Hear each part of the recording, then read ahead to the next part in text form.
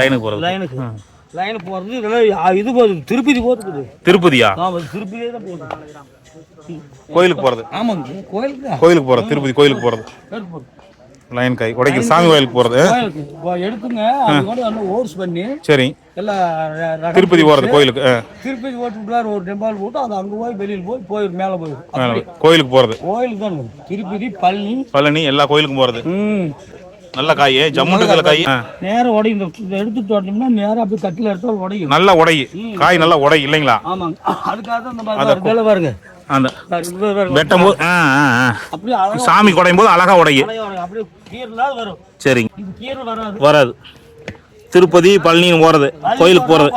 இந்த மாதிரி வந்து திருப்பதி பழனி லைனுக்கு போறதுங்க. அதாவது இது லைன் காயின்னு சொல்லுவாங்க. குடுமையோட கொண்டு வருவாங்க. விவசாயிகள் வந்து மட்டை வாங்கி குடுமி எடுக்காம கொண்டு வரது. இது நம்ம வந்து மார்க்கெட் கொண்டு போவாங்க. குறிப்பாக இங்கிருந்து வாங்கிட்டு போறாங்க. என்ன பண்ணுவாங்கன்னா காய் இதெல்லாம் பார்த்தீங்கன்னா ஷேப்பாக உடையும், நல்லா உடையும். அதனால திருப்பதி கோயில் பழனி கோயிலுக்கு கொண்டு போற காய் அப்படின்னு சொல்லி சொன்னாங்க. காய் பார்த்தீங்கன்னா நல்லா சைஸா இருக்குதுங்க.